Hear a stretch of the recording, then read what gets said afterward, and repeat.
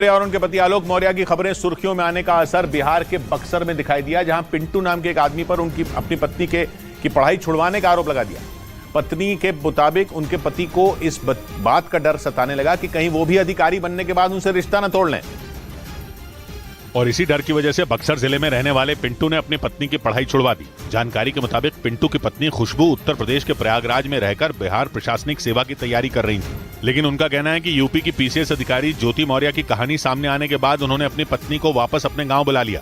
तो इस घटना से बहुत मैं आहत हूँ, इसलिए मैं आगे पढ़ा नहीं सकता। लेकिन पिंटू के इस रवैये से परेशान होकर उनकी पत्नी खुशबू थाने पहुंच गई। हर कोई एक जैसा नहीं है, हम नहीं ऐसा करेंगे। जिसके बाद पुलिस अधिकारियों ने पिंटू को समझाने की कोशिश की, लेकिन एसडीएम ज्योति मौर्य के पति आलोक मौर्य की हालत देखकर उन्होंने पत्नी को पढ़ाने से साफ मना कर दिया। प्रधानमंत्री नरेंद्र मोदी ने एक समान नागरिक संहिता का जिक्र कर देश में बड़ी बहस छेड़ दी है। यूनिफॉर्म सिविल कोड पर जहां केंद्र सरकार तैयारी कर रही है और इन सब के बीच विपक्ष भी लगातार सरकार से सवाल कर रहा है। विपक्ष का कहना है कि यूसीसी से पूर्वोत्तर की संस्कृति रीति रिवाजों पर असर पड़ेगा। इस पर केंद्रीय मंत्री एसपी सिंह बघेल ने न्यूज 18 इंडिया से बात करते हुए विपक्ष पर पलटवार किया। अभी विपक्ष ने तय कैसे कर लिया कि क्या आ रहा है।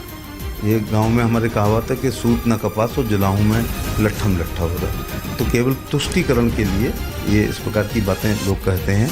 साथ ही एसपी सिंह बघेल ने कहा कि लॉ कमीशन ड्राफ्ट तैयार कर रहा है। लॉ कमीशन के चेयरमैन ने ये बात जब कहा गया धार्मिक लोगों से, अल्पसंख्यक समुदाय से, पॉलिटिकल पार्टी से कि वो अपने सुझाव दें। लगभग 8 लाख सुझाव भी आए हैं जिसका अध्ययन किया जा रहा है, तो अभी से किसी भी प्रकार की कल्पना करना ठीक नहीं है। 17 महीने से ज्यादा वक्त से रूस के साथ जंग लड़ रहे यूक्रेन के राष्ट्रपति व्लादिमीर जेलेंस्की ने दावा किया कि डर की वजह से वैगनर चीफ येवगेनी प्रिगोजिन जंग का मैदान छोड़कर भाग गए।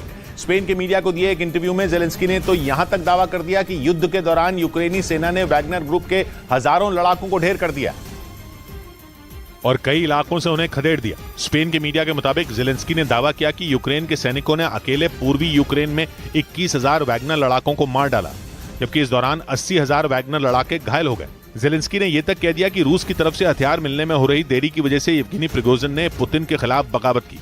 प्रिगोजिन के मैदान छोड़ने के बाद बीते 18 महीने से जारी जंग में उन्होंने जीत का दावा किया और बताया कि पुतिन उन्हें मारना चाहते हैं, जबकि पूरी दुनिया पुतिन को मारना चाहती है।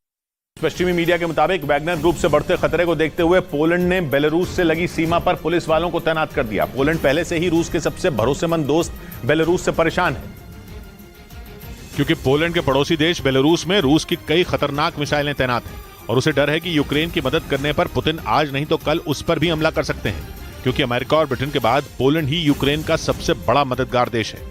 पोलैंड पश्चिमी देशों और यूक्रेन के बीच सबसे अहम कड़ी है, क्योंकि उसकी सीमा यूक्रेन से लगी हुई है और अमेरिका समेत पश्चिमी देशों से यूक्रेन को मिलने वाली मिलिट्री मदद का रास्ता वहीं से होकर जाता है। और इस बीच बेलारूस में वैगनर ग्रुप के लड़ाकों की पहुंचने से पोलैंड की हालत और खराब हो गई। पश्चिमी मीडिया ने दावा किया कि पोलैंड इस बात से खौफ में है कि ये लड़ाके कभी भी उसकी सीमा में घुस सकते हैं। इसी वजह से पोलैंड ने बेलारूस से लगी सीमा पर पुलिस वालों को तैनात कर दिया।